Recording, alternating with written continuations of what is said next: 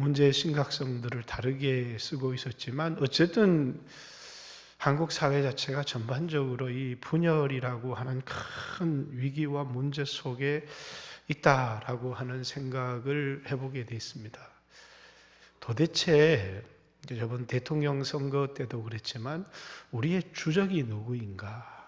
이렇게 나라가 예전에는 하나가 되는데 정치권이 그걸 이용해 먹었지만 북한이 북한의 위협을 대한민국 남한이 하나로 똘똘 뭉치는 그것의 어떤 북한이 이렇게 우리에게 위협이 되니까 한 목소리만 내고 하나가 되자 이러면서 국가보안법들을 만들어서 다른 소리를 내지 못하게 하고 어쨌든 그걸 통해서 악법이든지 좋은 법이든지 간에 이제 나라가 하나가 되어졌는데 이번 정권이 들어서면서부터 좋은 건지 나쁜 건지의 평가는 역사가 하겠지만 우리의 주적이 사라져 버렸어요. 그래서 이제 북한이 주적이다 이렇게 생각을 하면서 항상 이제 북한을 적으로 아니 북한이 형제인데 왜 적이냐? 일본이 적이다. 이렇게 해서 하나는 이제 반일 프레임, 하나는 반북 프레임으로 내년에 총선들은 치루어지게 될 것인데 우리 청년들한테도 우리의 주적이 누구냐 이러면 이게 지금 우리 적이 누구지? 지금 우리 나라를 위협하고 있는 이 우리의 자유나 우리의 어떤 그 소유를 앗아갈 수 있는 이 우리의 적이 누구인가에 대한 그런 인식 자체가 지금 우리가 뚜렷하지 않아요. 옛날에는 우리의 주적은 북한이었는데 지금 우리의 이 적이 일본인지 그래서 이번에도 우리 청년들 일본 간다 그러니까 일본은 가면 안 되는데요. 이렇게 이 주적이 일본인지 주적이 북한인지 아니면 일본 국민이든지 우리 국민이든지 정권의 농락을 당하고 국민들이 이용을 당하고 있는지 도대체 분별하기 어려운 그런 시대 가운데 우리가 살아가고 있어요. 그런데 제가 얘기하는 것은 이 나라의 문제는 아니라는 거예요. 우리 교회의 문제, 오늘날 이 시대의 기독교의 문제를 얘기하려고 지금 우리나라에 이런 심각한 문제가 있어요. 그죠? 우리는 지금 주적이 누구인지 그래서 적으로부터의 위협을 느끼는 순간에 우리는 좀 더 생각 다르고 다 다르지만 뭐가 되는 거예요? 딱 하나가 될 수 있는 거예요. 미국의 남북전쟁이 일어났을 때 지금 대통령의 이름을 잊어버렸는데 병사들끼리 사기가 떨어지고 분쟁하고 싸우는데 장군이 딱 한마디 했습니다. 적이 있다. 그 말 한마디로 군대는 하나가 되었죠. 그렇듯이 이제 이 대한민국도 우리의 주적이 누구인지 우리의 자유를 뺏어가고 우리의 소유를 위협하는 도대체 대상이 누구인가가 분명해야 되는데 우리가 누구인지 우리가 싸워야 될 대상이 누구인지 정체성을 상실해버린 그런 시대 가운데 살아가고 있는데 어떤 사람들은 북한은 형제다. 북한을 향해서 무장해제를 하고 형제처럼 대해야 된다. 이렇게 주장하는 사람들도 있고 어떤 사람들은 지금 북한이 핵으로 무장하고 있는데 노무현 정부가 이게 안보 파괴를 하고 이게 도대체 뭐 하는 거냐 이렇게 주장하는 사람들도 있는 것은 뭐라고요? 우리나라 국민 전체에 있어서 우리에게 위협이 되고 우리의 소유를 뺏어가고 우리의 소중한 안전을 위협하고 뺏어갈 적이 누구인지조차가 국민적 통합이 이루어지지 않는 그런 상황 가운데 있어. 아마 여기서도 우리가 조사를 하면 우리 주적이 누굽니까? 이렇게 얘기하면 반일 감정에 사로잡힌 사람도 있고 반북 감정에 사로잡힌 사람들도 있고 다 우리의 인식들이 다를 거다 그런 생각들을 해봅니다. 저는 이제 나라 이야기를 하면서 우리 나라도 크게 문제지만 이제 오늘날 교회의 가장 큰 위기는 분열의 위기입니다. 그죠?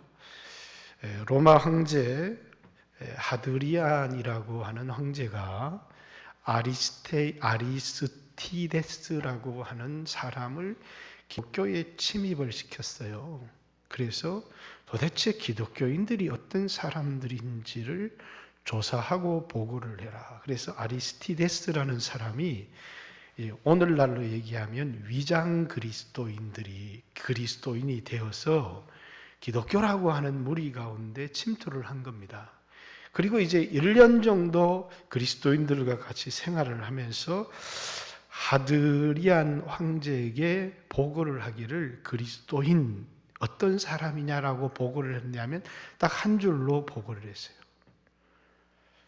저들이 얼마나 뜨겁게 사랑하는지 모른다. 이게 기독교가 그가 본 초대교회의 모습이었습니다. 초대교회의 모습은 뭐라고요? 다 달랐어요. 유대인, 이방인, 남자, 여자, 노예, 자유자 이렇게 다 다른 사람들이 모였는데 얼마나 뜨겁게 사랑하는지. 저는 처음에 교회를 다니지 않고 불신자일 때 기독교가 어떤 종교냐 이렇게 물을 때 세상 사람들이 기독교를 어떤 종교라고요? 사랑의 종교다 이렇게 얘기를 하더라고요. 제가 예수를 믿으면서 기독교가 사랑의 종교인가? 저는 오랫동안 기독교가 사랑의 종교라고 생각을 잘 못했어요. 기독교는 십자가의 종교고 이런 사랑의 종교다 이런 생각을 안 했는데 요한복음을 연구를 하면서 이제 요한복음에 예수님께서 13장에 세상을 떠나시기 전에 제자들에게 발을 씻겨주시는 장면이 나와요. 그러면서 예수님이 그 발을 다 씻겨주시고 성찬의 자리에서 내가 너희를 사랑한 것 같이 너희도 서로 사랑해야 된다. 너희가 서로 사랑하면 세상이 그때 너희가 내 제자인 줄 알 거다. 이러면서 요한복음의 제자도는 십자가를 지고 나를 따라오라는 제자도가 아니고 뭐라고요? 너희가 서로 뜨겁게 사랑해라. 그것이 너희가 내 제자인 줄 알 거다. 이렇게 오늘날 세상의 정권이 만약에 기독교를 무너뜨리려고 해서 기독교 안에 가짜 그리스도인들을 이렇게 침투시켜서 그래서 이 교회를 무너뜨리려고 한다면 교회는 순식간에 무너지고 말 거예요. 그래서 오늘날 교회는요, 정권 차원에서 준비된 사람들이 들어오는 것이 아니고 그냥 신천지 하나만 들어와 가지고 교회의 불평불만의 씨앗을 뿌려버리면 교회는 뭡니까?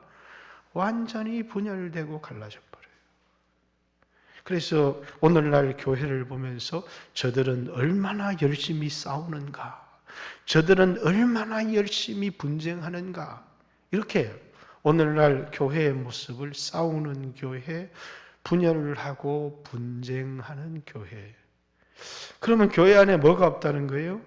예수님의 십자가의 사랑이 없다는 것이고, 교회 안에 제자가 없다는 거예요.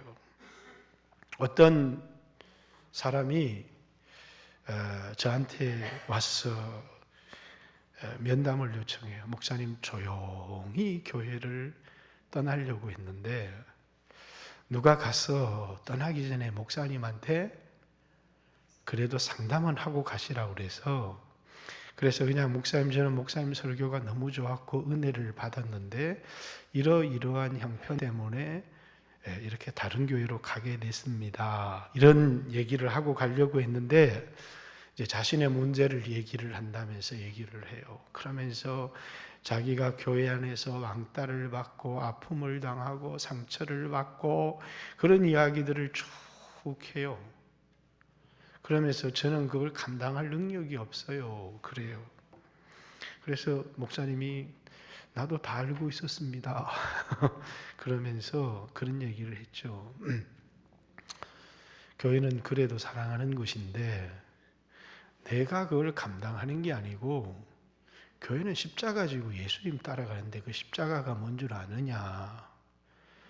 예수님이 죄가 없는 분으로 십자가 졌을 때 얼마나 억울했겠냐, 얼마나 힘들었겠냐.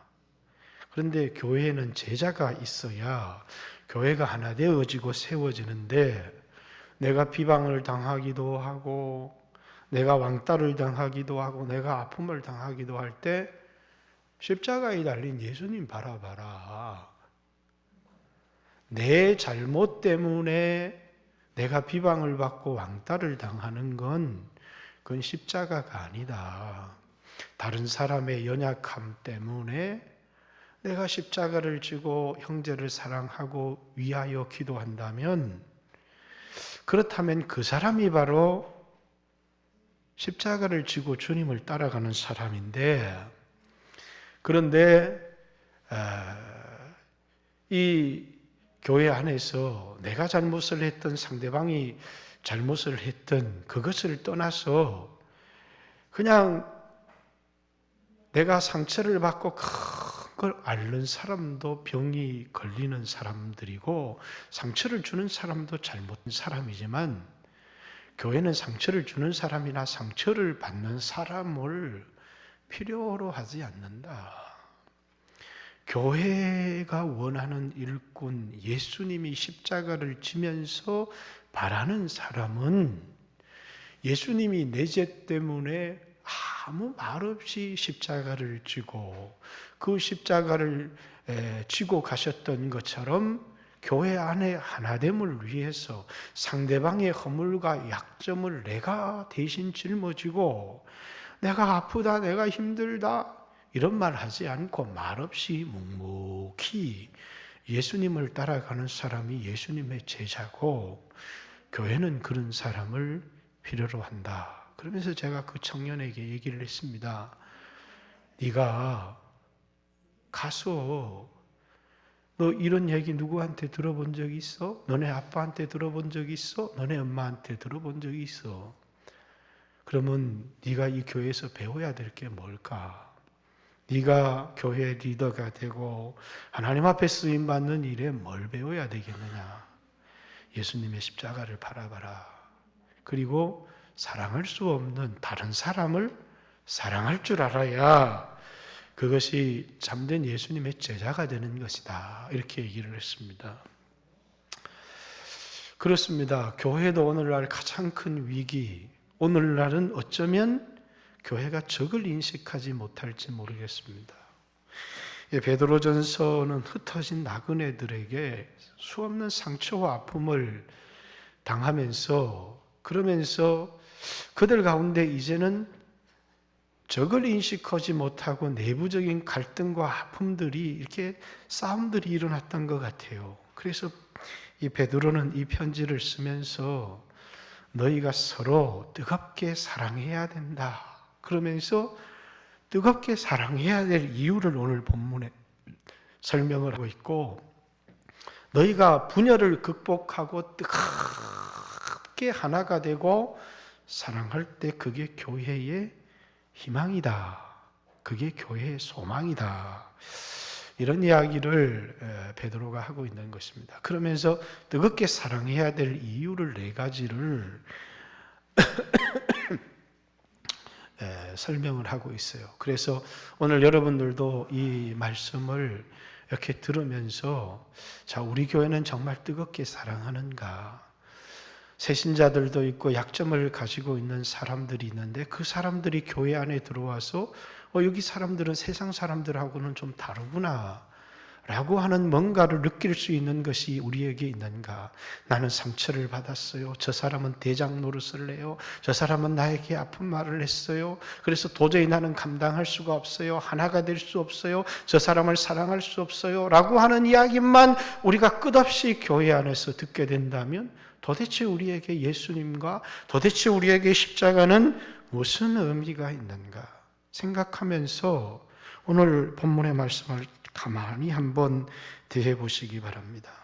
21절, 너희는 그를 죽은 자 가운데 살리시고 영광을 주신 하나님을 그리스도로 말미암아 믿는 자니, 너희 믿음과 소망이 하나님께 있게 하셨느니라. 자, 그리스도인들의 모든 소망은 나에게 있는 것이 아니고, 비록 내가 부족하고 연약할지라도 예수님은 나의 소망이시다. 그죠? 여러분이 경제적으로 아무리 어렵고 도덕적으로 아무리 실패하고 절망할 수밖에 없는 사람이라고 할지라도 나의 소망은 예수님께 있다. 예수님이 나의 소망. 이게 그리스도인의 정체예요. 22절 너희가 진리를 순종함으로 이렇게 얘기했습니다. 여기서 요한복음에서 말하는 진리는 바울 신학의 복음입니다. 그죠? 요한복음 8장 31절 제자들에게 너희가 진리를 알지니 진리가 너희를 자유케 하리라. 그러면서 너희가 내 말을 듣고 순종하면 내 제자가 되고 진리를 알지니 진리가 너희를 자유케 하리라. 이렇게 말씀하셨는데 그 진리가 요한복음에서 말하는 그 진리는 예수님이고, 그래서 예수님이 내가 곧 진리요 이렇게 말씀했고, 그 진리가 복음이라 그 말입니다. 그러면 진리에 순종함으로라는 말은 예수님을 내 마음에 받아들이고 영접해서 내게 이루어진 게 뭐냐면 너희 영혼이 깨끗하여졌다는 것입니다. 자, 내 안에는 여전히 음란한 생각도 있고 정욕도 있고 욕심도 있고 그렇지만 하나님이 보실 때 뭡니까? 예수님을 받아들임으로 말미암아 여러분의 영혼이 깨끗하여졌다 이렇게 얘기합니다. 거짓이 없이 형제 사랑하기를 하기에 이르렀나니, 외식으로 사랑하는 것이 아니라 거짓이 없이 형제 사랑하기에 이르렀으니, 다시 말해서 예수님을 영접하고 영혼이 깨끗하여진 사람들의 삶의 가장 본질적으로 드러나는 게 뭐라고요? 이제는 김씨, 이씨, 박씨, 조씨 이러지만 우리를 뭐라고요? 형제라고 얘기를 합니다. 그래서 이제 원래는 이제 우리 침례교회에서는 집사님, 장로님 이런 호칭들을 가지고는 있지만 원래 미국 침례교회에서는 그렇게 쓰지는 않았어요. 뭐라고요? 형제님이라고 하는 호칭들을 많이 썼죠. 이제 한국에 와서 이렇게 나이도 있고 하니까 청년이 할아버지한테 형제님 이러기는 뭐 하니까 한국 사회에서 그렇게 쓰지 않지만 미국 침례교회 가면 그냥 동일한 호칭이 장로든 목사든 다 교회 안에서 부르는 호칭이 형제라는 브레드린이라는 호칭을 씁니다. 그래서 이걸 정신을 그대로 가지고 온 교단이 브레드린 처치예요. 그래서 브레드린 처치에 가면 교회 안에 직분이 없어요. 모두가 형제요 자매입니다. 그 말은 우리가 뭐라고요? 예수 그리스도로 말미암아 우리가 한 가족이 되었고 한 몸이 되었고 형제가 되었기 때문에 형제를 사랑하기를 뜨겁게 한다는 거예요. 어떤 사람들이요? 예수를 영접해서 영혼이 깨끗하여진 사람들의 삶의 본질이 어디에 있는 거냐면 뭐라고요? 형제 사랑하는 것. 이것이 그리스도인의 삶의 본질이다 이렇게 얘기합니다.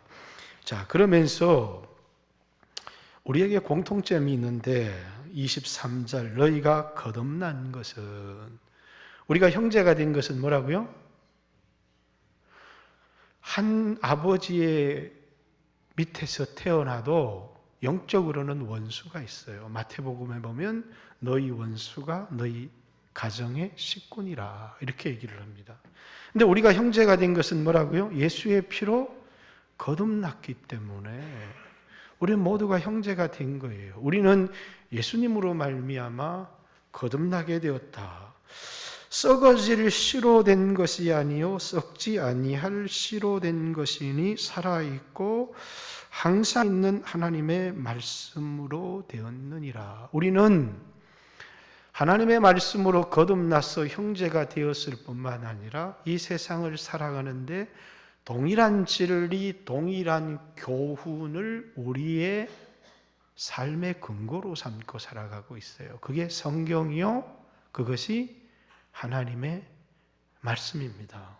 세상 사람들마다 나는 공자를 사랑해, 나는 석가를 사랑해, 다 다를 수 있지만 우리는 말씀으로 살았고 말씀이라고 하는 동일한 것으로부터 우리의 인생의 교훈을 받고 자라나도록 부름받은 사람들이라는 거예요.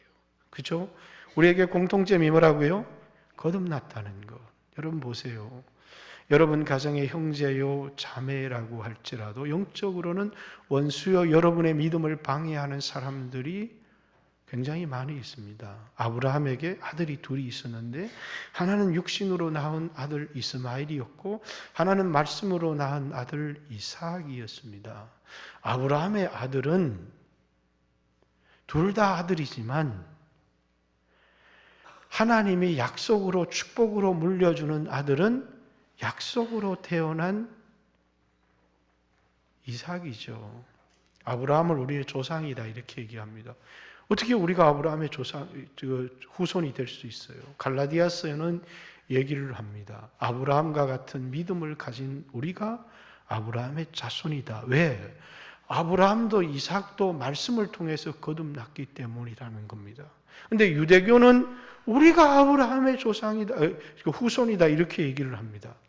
그랬더니 예수님께서 너희가 아브라함의 자손이라고? 아브라함은 나에게 이렇게 행하지 않았다. 아브라함은 나의 때 볼 것을 보고 즐거워했다. 그러면서 너는 너희 아비 마귀에게서 났나니 너희 아비의 욕심을 너희도 행하고자 하느니라. 이렇게 유대인들을 향해서 너희 아비는 아브라함이 아니고 마귀다. 이렇게 얘기를 합니다. 그러면서 요한복음 1장 12절에 영접하는 자, 그 말이 진리에 순종하는 자 그 말입니다. 곧 그 아들을 믿는 자들에게는 하나님의 자녀가 되는 권세, 예수를 믿고 진리를 영접하는 자가 하나님 자녀가 되는데 이건 어떻게 하나님의 자녀가 되고 거듭났느냐면 혈통으로나 육정으로 그 이스마엘처럼 태어난 게 아니라는 거예요. 오직 하나님의 뜻으로 말미암아 하나님의 말씀으로 이삭처럼 난 자라야 아브라함의 후손이라는 거예요. 그래서 오늘 기독교는 아브라함의 영적인 이삭과 같은 아들이다 이렇게 얘기를 하고, 유대교는 뭡니까? 아브라함의 육신의 후손이기 때문에 그들도 아브라함의 자손이라고 하지만 영적인 자손은 아니에요. 이스마엘 같은 그런 자손이라는 겁니다.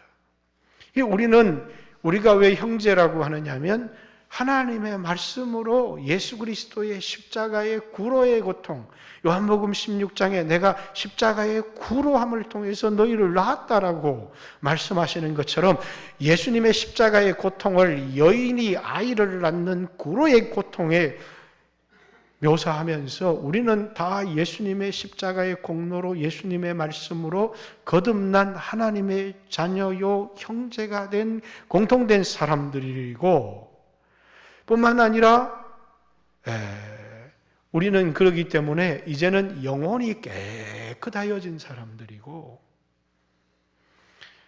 우리는 그러기에 서로를 뜨겁게 사랑하는 사람들인데, 첫 번째는 뭐라고요? 말씀으로 거듭난 사람들이고 하나님의 말씀으로 이 땅을 살아가는 사람들이라는 거예요.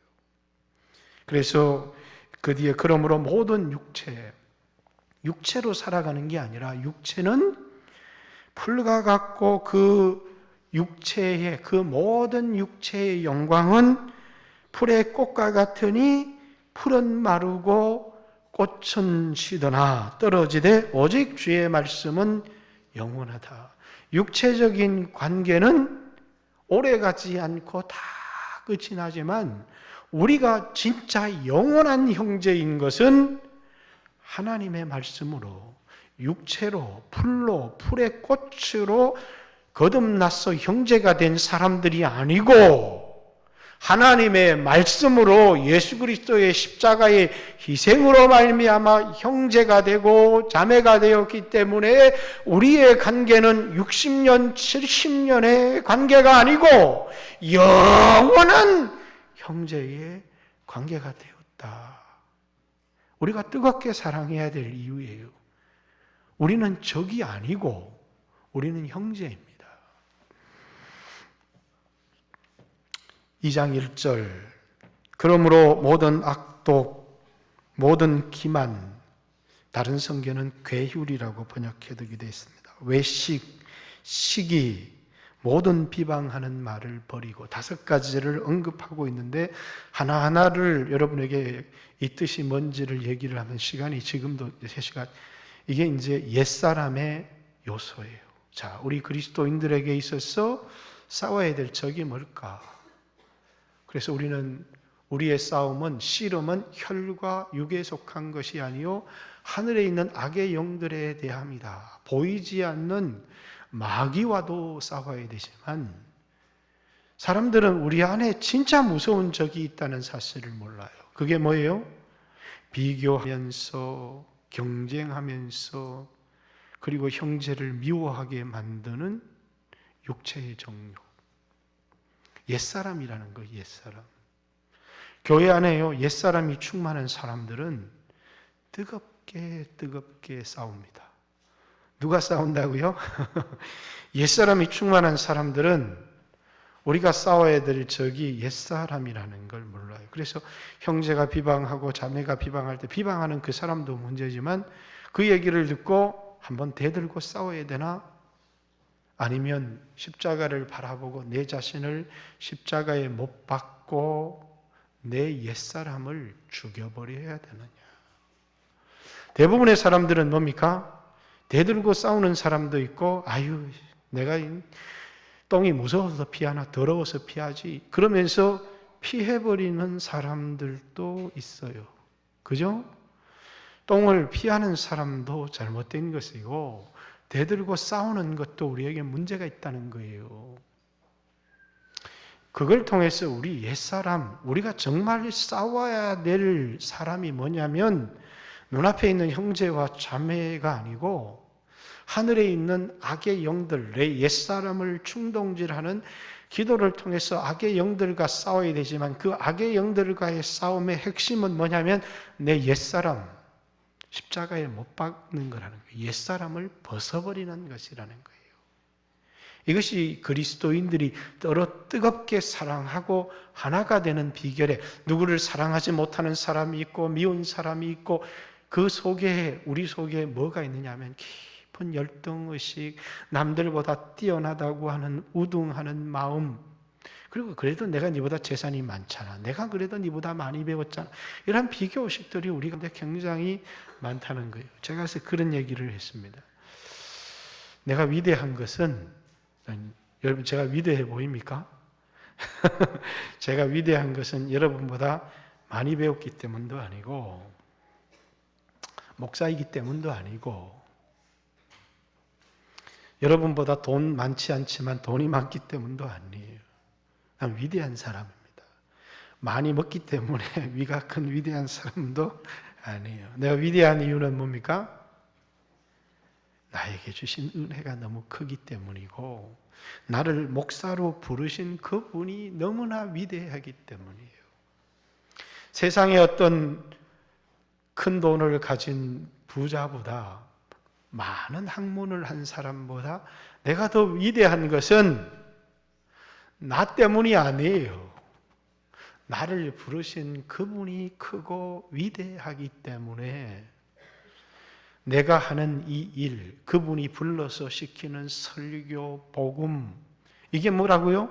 위대하다는 거예요.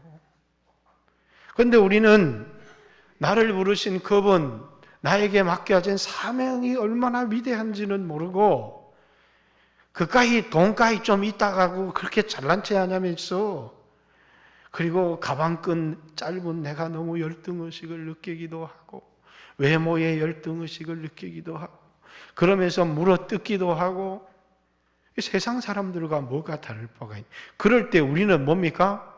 이 옛사람, 자랑하고 싶은 나. 십자가에 다 못 박아야 돼요. 그걸 벗어버리라. 그 말입니다. 그것은 우리는 같은 아버지를 가지고 있다. 우리는 같은 말씀의 교훈을 받고 살아가고 있다. 우리는 같은 옛사람을 벗어버려야 되는 동일한 적과 싸우고 있다는 거예요. 마지막 갓난아이들과 같이 순전하고 신령한 것을 사모하라. 이는 그로 말미암아 너희로 구원에 이르도록 자라게 하려 함이라. 너희가 주의 인자하심, 주의 사랑, 헤세드를 맛보았으면 그리하라. 우리는 인생에 같은 목표를 가지고 있다는 거예요. 그 목표가 뭐라고요? 그리스도의 장성한 분량에 이르기까지 자라나는 것. 그죠? 여러분, 예수의 피로 거듭난 사람, 형제가 된 우리들은 뜨겁게 사랑해야 될 중요한 이유가 같은 아버지 밑에. 우리는 같은 말씀으로 양육을 받고 교훈을 가지고 살아가고 있고, 우리는 같은 적과 싸우고 있어요. 그런데 어떤 사람은 옛사람과 싸우는데 어떤 사람은 앞에 있는 사람하고 막 치고받고 싸우거든요. 우리는 싸워야 될 같은 적을 가지고 있고 인생의 그리스도를 닮아가야 될 같은 목표를 가지고 있는 사람들이다. 그렇기 때문에 뭐 하라는 거예요? 어려움이 있고 위기가 있지만 분열하지 말고 너희가 피차 뜨겁게 사랑하라. 교회가 뜨겁게 사랑하면요, 세상은 우리를 통해서 그리스도를 보게 됩니다. 우리는 우리 안에 뜨겁게 사랑할 힘이 없어요. 뭘 봐야 돼요? 우리를 사랑해서 십자가 지신 주님을 바라볼 때만 우리가 뜨겁게 사랑할 수 있고 하나 될 수 있습니다. 여러분, 우리는 생각이 달라도 분열될 수 없는 같은 아버지, 같은 말씀의 교훈, 같은 적, 같은 인생의 목표를 가지고 있는 형제와 자매라는 사실을 잊지 않았으면 좋겠습니다. 그래서 세상은 끊임없이, 여러분, 우리나라가 큰 위기입니다. 그 위기는 뭐냐면 지금 적이 누구인지를 알지 못하는 것이 위기고, 그러면서 서로 물어뜯기로 싸우는 이 진영 논리, 이 진영 논리에 갇힌 사람들이 어쩌면 뭡니까? 이 세상에서 사라져야 우리가 하나 될지 몰라요. 여러분, 의식을 바꿔야 돼요. 저는 문재인 대통령 그렇게 좋아하지 않습니다. 여러분 잘 알다시피. 그렇지만 대한민국의 대통령이고 복음을 전해야 될, 구원을 받게 해야 될, 또 기도해야 될 대상이라는 사실도 여러분들이 잊지 말아야 합니다. 오늘 여러분 모두가 이 나라도 하나 되게 해야 되고 교회를 진리로 하나 되게 하는, 그래서 우리가 피차 뜨겁게 사랑하는 형제와 자매라는 사실, 도리어 세상의 형제와 자매는 마치 풀과 같고 풀의 꽃과 같이 풀은 마르고 꽃은 시들지만 우리가 되어지는 형제의 관계는 하나님의 말씀으로 되어졌는데 하나님의 말씀은 영원하니라 라고 하는, 우리는 마치 이 세상의 것은 헛것이고 하나님 말씀은 보하다 이렇게 생각해서 풀은 마르고 꽃은 시드나 하나님 말씀은 세세 무궁토록 있도다, 그 말을 하려고 이걸 쓴 건 아니에요. 이것은 뭐라고요? 육신의 형제의 관계도 뜨겁게 사랑하잖아요. 근데 뭘로 맺어진 거냐? 육체로 맺어졌는데 육체는 풀과 같고 육체의 모든 영광은 풀의 꽃과 같이 육체의 관계는 끊어지지만 그리스도 안에서 형제가 된 우리는 세세토록 있는 하나님의 말씀으로 우리가 형제가 되었다. 이 이야기를 베드로가 쓰고 싶어서 이 글을 쓰고 있는 것입니다. 사랑하는 성도 여러분, 우리 영광교회는 셀에서뿐만 아니라 교회 안에서 서로 뜨겁게 사랑하고 하나가 되어지는 공동체가 되어지기를 주님의 이름으로 축복합니다. 한 2분 정도